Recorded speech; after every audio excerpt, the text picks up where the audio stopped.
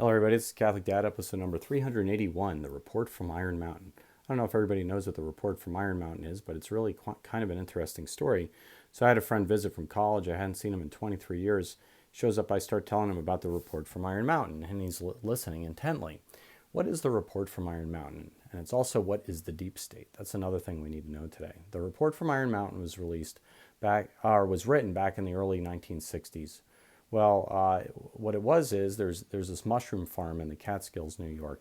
It's iron that's composed, or it's a mountain composed mainly of iron, or hematite. Has ferromagnetic elements within it, and it's a good place to go underground. It's cold, it's dank, and you could grow mushrooms. But you could also have secret meetings in there, and that's what they did in the 1960s because nobody could spy on you, and amplified and frequency modulation frequencies couldn't get through the earth, and therefore nobody can spy on you with radio frequencies and so on and so forth. And so a bunch of political scientists rented out Iron Mountain from the mushroom farmer guy, so they could have these secret meetings there in the 60s. And what was the Report from Iron Mountain? The Report from Iron Mountain was actually it was the New World Order that was discussing that, as we were coming along the realm of war, because we were at war for so long, how to transition from a wartime economy to a peacetime economy. And what they concluded was that you can't just let the economy go to a peacetime economy. What you're going to have to do is create an economy that still relied heavily upon governmental contracts and government intervention, government spending. And essentially, they wanted to keep the peacetime economy like a wartime economy, keep everything federalized, keep these big government contracts flowing. And so all the contractors with government will still be getting fed. This is also the deep state, by the way. The deep state has been created. It's just a bunch of corporate businessmen that are trying to funnel money off the taxpayers. And if they can funnel money off the taxpayer, then they buy their votes back and buy these government contracts. That's essentially, and what did Mussolini call this, by the way? Mussolini called the fusion of state and corporate powers fascism. So this is the very definition of fascism. And yes, by the way, you might not agree with me, but we live in a fascist state in America right now because everything is tied to federal contracts, state contracts, grants, and so on and so forth. The free markets have essentially been railroaded, and we no longer live in a free society. But nonetheless, what did they conclude at Iron Mountain? Well, they concluded a lot of things, but one of the really interesting things was this, that people, for them to abrogate their rights to the state, and particularly their financial rights and their property rights, and give a whole bunch of money towards a cause, there has to be some external threat that we're going to fight. Some examples of which would be communism in Vietnam and Korea, Nazism within Europe, World War II, you name it, slavery was a civil war. And so you have to have this outstanding human rights issue or some external threat where you have to pool your resources, pool your efforts together, give up some rights to the growth of the state, and then you can combat this and overcome this great evil. Well, the Report from Iron Mountain said back in the early 1960s that as we transition from a wartime economy to a peacetime economy, because eventually their goal was to globalize the entire world, and then eventually there would be no more war. So we're going to have to come up with some large external existential threat that the entire world can embrace, so they can fight it together. Essentially, how can we have a world government that can heavily tax the people and have this warlike economy even in a time of peacetime of a global government? That's what the Report from Iron Mountain was there to figure out.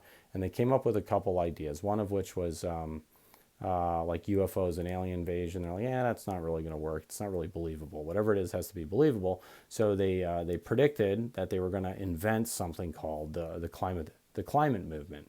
That the study of climatology was going to become a real thing, and they're going to start predicting global catastrophe because of climate change and climate issues.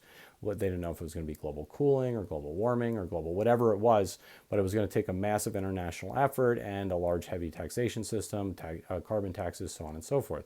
Well, anyway, so this report was not released. It was actually stolen and printed, and so what happened was the New World Order deep state got caught with their pants down. And everybody's like, haha, we got you.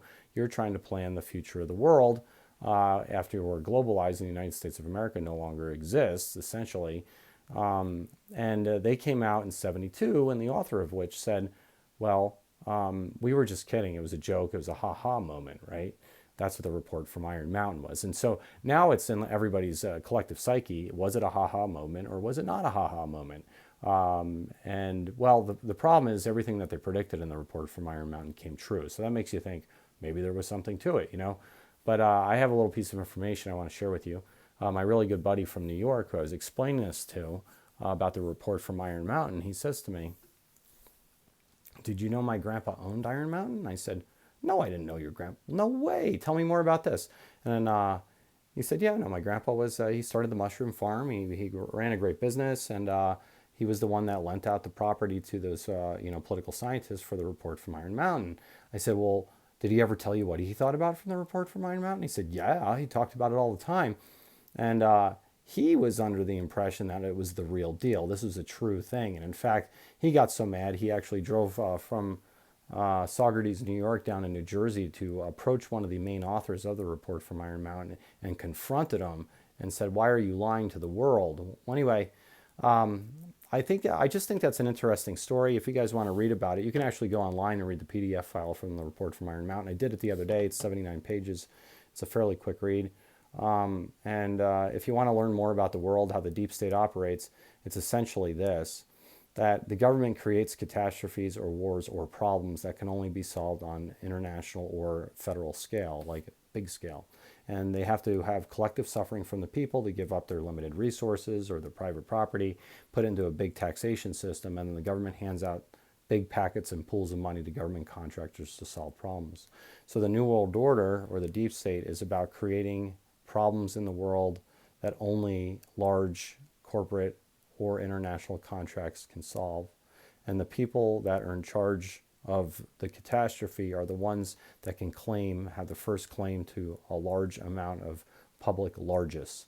And so that's the deep state. And these people will do anything. They'll kill people, they'll create conspiracies, they'll whatever they'll need to do, blackmail people to keep the money flowing. And so I don't know if Epstein's Island's linked to this. That's a whole new story, by the way. I'll tell you more about that later. But if you can control the politicians and the businessmen and the media of a nation, you can control the flow of money through governmental contracts. Typically, the deep state likes international movements, and the reason why is because that's easier to launder money because there's no auditing of foreign governments, right? And so you take money from one government to the other government, and then you can launder it through companies and then ship it right back to you in America or wherever you happen to be sitting at the time.